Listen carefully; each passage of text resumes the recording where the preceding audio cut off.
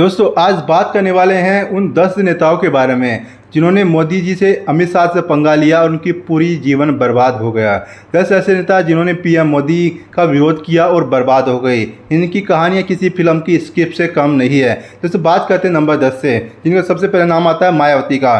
दोस्तों सबसे पहले बात करते हैं उस नेता की जो कभी 4 बार उत्तर प्रदेश की मुख्यमंत्री रही, जो खुद को प्रधानमंत्री पद की दावेदार मान रही थी, जिनके नाम पर लाखों वोट पड़ रहे थे और आज उनकी पार्टी का एक भी सांसद लोकसभा में नहीं है।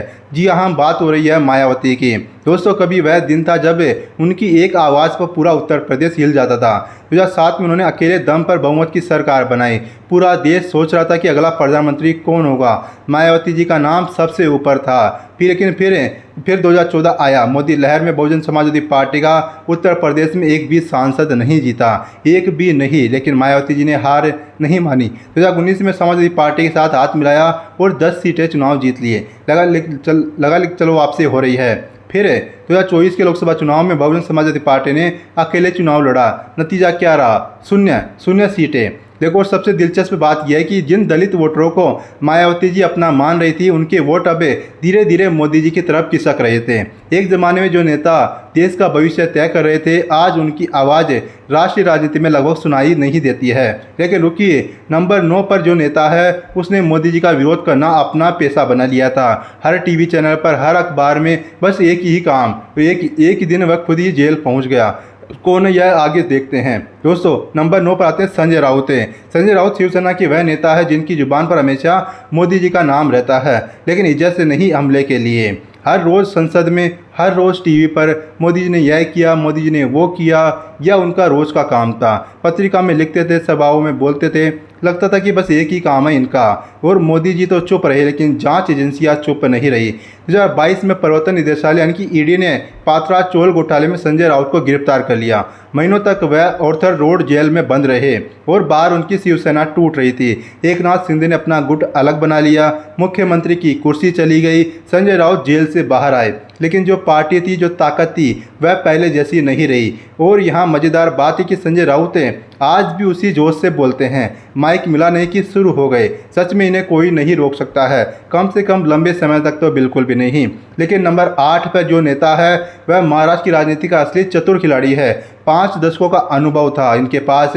उन्हें मात देना लगभग नामुमकिन माना जा रहा था। फिर भी उनके साथ जो हुआ वह उन्होंने कभी सोचा नहीं था। नंबर 8 शरद पवार। शरद पवार नाम सुनते ही राजनीति के जानकार कहते हैं यह वह आदमी है जिसे राजनीति में धोखा देना नहीं आता, बल्कि वह खुद दूसरों को धोखा देने में माहिर है। 83 साल की उम्र है, 5 दशकों से अधिक राजनीति का अनुभव, महाराष्ट्र के 4 बार के मुख्यमंत्री, केंद्र में कृषि मंत्री, राष्ट्रवादी कांग्रेस पार्टी के संस्थापक और मोदी जी के घोर विरोधी। हर मौके पर विपक्ष को एकजुट करने की कोशिश कर रहे थे। माना जा रहा था कि इस बुजुर्ग नेता को कोई नहीं हरा सकता है। लेकिन 2023 में एक ऐसा झटका लगा जो शायद उन्होंने कभी सपने में भी नहीं सोचा था। उनके अपने भतीजे अजीत पवार ने पार्टी तोड़ दी और सीधे भाजपा के साथ जा मिले। महाराष्ट्र सरकार में उप मुख्यमंत्री बन गए। यानी कि वह पार्टी जो शरद पवार ने अपने खून पसीने से बनाई थी, उनका एक बड़ा हिस्सा उनके अपने भतीजे ने तोड़ दिया। और तो और चुनाव आयोग ने राष्ट्रवादी कांग्रेस पार्टी का नाम और चुनाव चिन्ह दोनों अजीत पवार के गुट को दे दिए। 83 साल की उम्र में अपनी ही पार्टी का नाम और निशान खो देना, यह दर्द कितना गहरा होगा जरा सोचिए दोस्तों। और भाजपा पर आरोप यह है कि यह सब उनकी छाया में हुआ है। अभी लिस्ट में और भी बड़े नाम बाकी है। दोस्तों नंबर 7 पर वह नेता है जो मुख्यमंत्री थे, जेल आते जाते थे, उन्हें अगले साल मुख्यमंत्री पद की शपथ भी दिलवाई।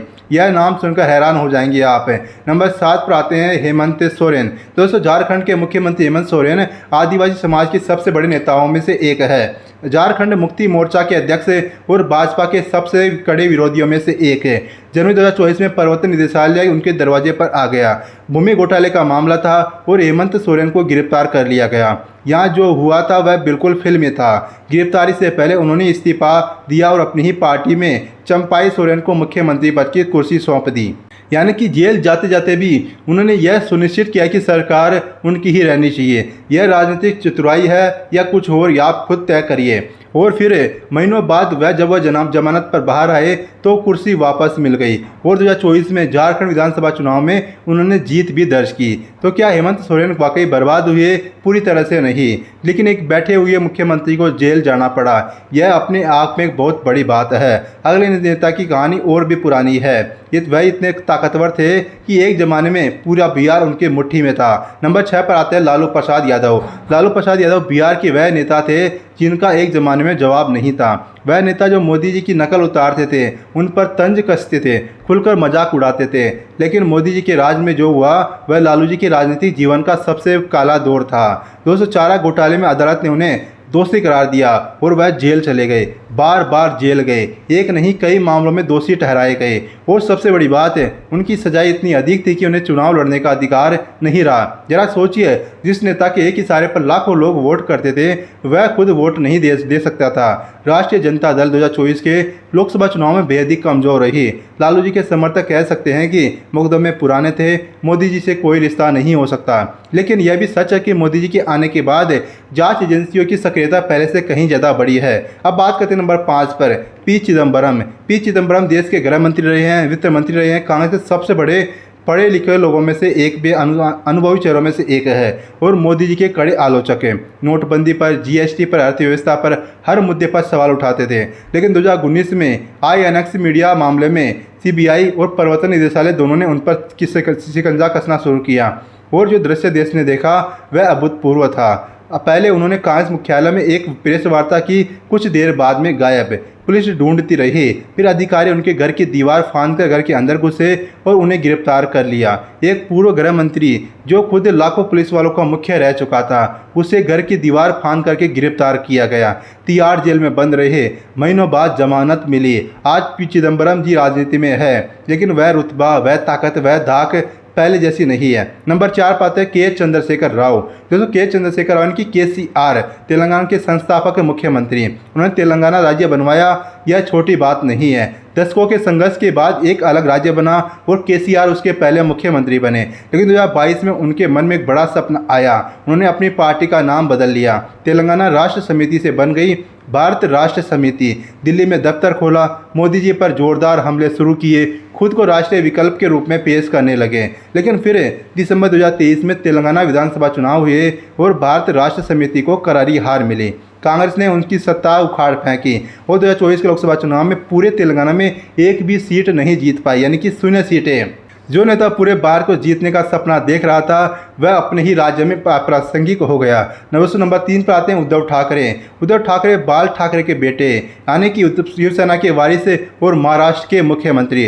उद्धव ठाकरे की शिवसेना पहले भाजपा की सहयोगी पार्टी थी। मोदी जी के साथ मिलकर 2019 का चुनाव लड़ा, लेकिन चुनाव के बाद सीट बंटवारे और मुख्यमंत्री पद को लेकर विवाद हो गया और उद्धव ठाकरे ने यह एक ऐसा कदम उठाया जिसे भाजपा ने कभी नहीं बुलाया। उन्होंने कांग्रेस और राष्ट्रवादी कांग्रेस पार्टी के साथ मिलकर सरकार बना ली। फिर 2022 में एकनाथ शिंदे ने शिवसेना के 40 से ज़्यादा विधायकों के साथ लेकर के बगावत कर दी। उद्धव जी की सरकार गिर गई। उद्धव जी मुख्यमंत्री पद से इस्तीफा देते हुए रो पड़े। यह दृश्य पूरे देश ने देखा। लेकिन यह तो बस शुरुआत थी। चुनाव आयोग ने शिवसेना नाम और धनुष बाण चिन्ह दोनों एकनाथ शिंदे के गुट को दे दिए, यानी कि उद्धव ठाकरे के पास न सरकार, न पार्टी, न चुनाव चिन्ह। अब बात करते हैं नंबर 2 की, मनीष सिसोदिया। मनीष सिसोदिया अरविंद केजरीवाल के सबसे भरोसेमंद साथी, दिल्ली के उप मुख्यमंत्री और शिक्षा मंत्री। दिल्ली के सरकारी स्कूलों को बदलने की उनकी कोशिश को दुनिया ने सराहा। विदेशों से पत्रकार और नेता दिल्ली के स्कूलों को देखने आए। लेकिन फरवरी 2023 में शराब घोटाले के मामले में उन्हें गिरफ्तार कर लिया गया। 17 महीनों तक वह तिहाड़ जेल में बंद रहे। न जमानत मिली, न मुकदमा आगे बढ़ता था। सितंबर 2024 में सर्वोच्च न्यायालय ने उन्हें जमानत दे दी। 17 महीनों के बाद वह बाहर आए तो दिल्ली चुनाव नज़दीक था। 2025 के दिल्ली चुनाव में वह अपनी सीट से खड़े हुए चुनाव हार गए। अब बात करते हैं नंबर 1 पर, अरविंद केजरीवाल। अरविंद केजरीवाल 2011 में अन्ना हजारे के भ्रष्टाचार विरोधी आंदोलन से निकले। 2012 में आम आदमी पार्टी बनाई। 2015 में 17 में से 67 सीटें जीतकर दिल्ली का इतिहास बदल दिया। वह मोदी जी के सबसे मुखर विरोधी थे। लेकिन 21 मार्च 2024 को प्रवर्तन निदेशालय यानी कि ईडी उनके दरवाजे पर पहुंच गई। शराब घोटाले के मामले में अरविंद केजरीवाल को गिरफ्तार किया गया। भारत के इतिहास में यह पहली बार हुआ था जब किसी बैठे हुए मुख्यमंत्री को गिरफ्तार किया गया हो। जेल में रहते हुए उन्होंने इस्तीफा नहीं दिया। बाद में सर्वोच्च न्यायालय ने जमानत दी और उन्हें मुख्यमंत्री पद से इस्तीफा दे दिया। 2025 का दिल्ली चुनाव आया और जनता ने फैसला सुना दिया। आम आदमी पार्टी को 70 में से सिर्फ 22 सीटें मिली और खुद केजरीवाल जी अपनी नई दिल्ली सीट से 4000 वोटों से अधिक से हार गए। वह नेता जो कभी दिल्ली का सबसे ताकतवर चेहरा था, जो खुद को प्रधानमंत्री पद का दावेदार मान रहा था, आज वह खुद दिल्ली विधानसभा में भी नहीं है। यही राजनीति दोस्तों, मोदी जी से पंगा लेना बहुत आसान है, नतीजा भुगतना उतना ही मुश्किल है। दोस्तों आपकी राय क्या है? अपनी राय कमेंट बॉक्स में लिखकर बताइएगा। वीडियो को लाइक कीजिए, चैनल को सब्सक्राइब करना मत भूलिएगा। शुक्रिया, धन्यवाद।